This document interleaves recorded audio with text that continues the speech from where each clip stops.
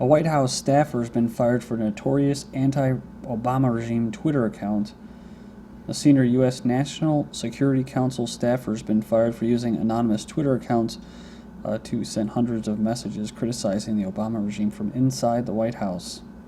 He's Jofi Yosef, a director of the Nuclear Non-Proliferation Team inside the NSC. The account was actually opened in February 2011. They spent months investigating who was tweeting from it.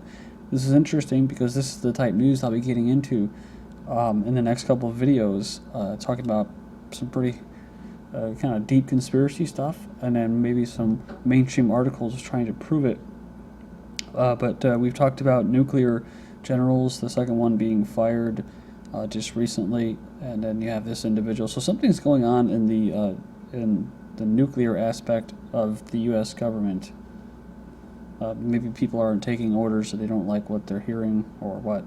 But as far as this guy goes, he made some tweets against Ben Rhodes. A National Security Council spokesman Timothy Viter told the Daily Beast that his accusations are baseless. I sat 10 feet away from him for 2 years and worked closely with him since 2007. The guy spent more time trying to prevent the publication of damaging classified information than you could ever imagine. These allegations are flatly wrong and they're completely ridiculous to anyone who knows Ben and the work he does at the White House. Fox News PR department waged war on critical bloggers with sock puppet accounts. The NPR reporter, Mr. David Folkenflik, I don't know if that sounds like a real name or not, but new book, Murdoch's World, accuses Fox News PR department of using scores of fake commenter accounts to challenge negative, even neutral articles in the blogosphere on Fox News. Employees were even expected to challenge other negative comments on the same post, a tactic shared with unhinged stalkers, trolls, and basement dwellers the world over. Several employees had to acquire a cell phone thumb drive to provide a wireless broadband connection that could not be traced back to Fox News or News Corp account. I think they're all basically pushing the same type of agenda, which is big pharma, big military complex, big banking. So it's not like I believe one is, conservative or something like that. It's actually Fox News and neocons. There's trolls for everybody, right? I don't think they really have any political affiliation. Super Bowl champ Baltimore Ravens getting paid $130,000 to promote Obamacare. Despite the decision by the NFL to ignore the regime's pleas to promote Obamacare, the Super Bowl champion Baltimore Ravens have decided to go all in exchange for a $130,000 contract, according to documents unearthed by a public watchdog group called Judicial Watch. So far, the White House has been trying to recruit professional sports leagues and players and that to help promote the president's healthcare law, but they have declined. Again, this isn't really the president's, this is the health insurance companies themselves. But they call it Obamacare just to pin it on him, so it takes the spotlight off who's actually behind the bill. I saw this article when I was looking for news articles today.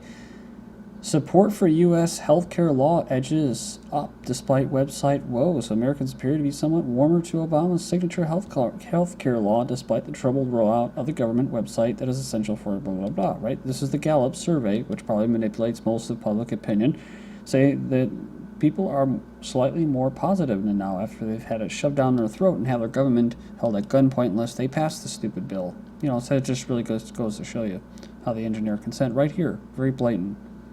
But at least they admit down here in the article, still 45% of those polled in mid-October said they generally approve of the law, while 50% said they disapprove. Well, insurance companies use smart appliances to monitor unhealthy habits. So we're talking about forcing people to have private health insurance. And when they have this, all kinds of their habits will be what? Basically, they'll be fined if they do it. So it's just a way to get in basically your personal life. According to the CIA, David Petraeus, the IoT Internet of Things will have a monumental impact on clandestine tradecraft. Consumer appliances are now becoming activated and smart with RFID chips and wireless connections, enabling devices like TVs, refrigerators, printers, basically everything to communicate with each other and generally make life easier for us. But it comes with a price, It comes with a price. Their privacy is eliminated. Well, it'd be one thing if people actually did trust their government, they trusted each other, society was generally healthy, but how could you really trust most human beings when you see stuff like the shootings that go on and all this crazy stuff? with the government and that, cops, having women strip and shooting 13-year-olds for having a toy gun. It's hard to really have much trust, so you don't want to give up privacy in that type of world or society. I'm talking about a detailed, multi-dimensional image of our daily lives will be built with this system. Individuals to entire group dynamics will be tracked. It will be unparalleled in history. Everything from daily travel routes to eating habits will be traceable. Now, insurance companies are anticipating this hyper-connected future. Will they spy on your eating habits like your health insurance and hike your health insurance cost? I remember covering this earlier this year from National News. The grocery store loyalty cards are being tracked by insurance companies to deny claims and raise health insurance rates. As far as providing health care for people, it's the same thing with welfare. There's a lot of money that gets sloshed around through taxes and stuff like that. So it's not like I personally have anything against people having health care. But the fact that you have people on the right calling it socialized healthcare when it's basically allowing private insurance companies to write a bill, have it passed, and it's going to help private insurance companies consolidate more power, become more monopolistic, and then of course offer one form of healthcare, which is just the pharmaceutical healthcare, like vaccines and enforced chemo. It's not gonna offer you if you want to get some kind of massage therapy or acupuncture or get some type of whatever, herbal type stuff. They're not going to do that. They're not going to cover it because it's not considered legit. So, and really they can't scam people out of it as much. Even when you go to health stores, those nutritional health stores, they're a ripoff, man. And I know they're all nice and stuff, and they maybe have some advice and knowledge, but you'd be better off going on to Amazon if you're going to get stuff like that, such as vitamins and nutrients and minerals and health supplements. You can find a lot cheaper on Amazon. So here you go. Here's a nice piece of propaganda for you. Flu shot may help your heart, too. So along with what? What else is it going to help besides, artificially stimulate your immune system, which you should allow to be strengthened naturally? It actually ends up weakening it, but study sees reduced risk of cardiovascular trouble. The Journal of American Medical Association, which I wouldn't trust with anything, says that those that got flu shots reduced the risk by about a third of having a heart attack. Like this. So they start off by saying the public service announcements, the Sears urging people to get a flu shot may have just got extra ammo, right? Why do they have to convince people so much to get these damn things? If there are those out there for whatever reason don't get the flu shot or don't feel that they need it, this is one more reason that they might help. It's like, why don't you just eat some oatmeal or something like that, more onions, or things that will help your heart like that, instead of getting a jab of a flu shot. I mean, if I was going to go overseas in somewhere like Thailand or Ecuador, I might think about getting some type of vaccine like that. But as far as shoving these flu shots, I'm not really too big on that. I mean, if you're native to somewhere in South America in the jungle, then I wouldn't recommend it. But if you're going in a foreign environment like that, you might need something. But places like Walgreens and CVS, they make a killing off those flu vaccinations. And God only knows the amount of, damage that it's doing, and as far as weakening your immune system and stuff, the crap that they put in it. This is my website, Global Government News. The address is ggnonline.net, and on YouTube, DDarko 2012 and 2013 on my YouTube channels. Thanks to those people who donated the last couple of days. I really appreciate that. It's cool that you guys did that. So on to the shooters, right? Today you got the Massachusetts teacher slain 14-year-old student has been charged. But back to this earlier story, remember the Nevada shooter? He was a nice kid. He got bullied. So we also heard about the bully who went to bullying class, then ended up killing himself, like a bully prevention class. One classmate said the shooter pointed to us and said, "You ruined my life, and now I'm going to ruin yours." So again, my quick take is usually you just want to kind of stand up to it if you can. I mean, sometimes you can't, and it's just, like I said, vicious, and it's a horrible place to be in. But I mean, where is this all coming from as far as, our society goes? Where are the parents? Why aren't the parents discussing this with each other? Actually, that's probably what it comes down to. There's no sense of community, so parents aren't talking. Your son's been bullying mine, and he's been doing this and that and that. And of course, the other parent's going to hear about it, and he will talk to him. And of course, the parent has to tell the son, you need to defend yourself, whatever. And of course, if it's even a girl, I mean, try to handle yourself if you can. But that breakdown of community, I think that's a big thing. Now instead of having like a fight on the playground, you get a 9mm or something like that, and you just go blow some people away. So in Massachusetts, this teacher's been killed. It says a 14-year-old high school student described by classmates as soft-spoken and pleasant was accused of killing a well-liked math teacher. And it's good to be empathetic and put yourself in other people's shoes, and you want to see what motivated them, right? That's always what I always talk about, instead of just having an increase weapons or security. Ask why it happened, what motivated the person.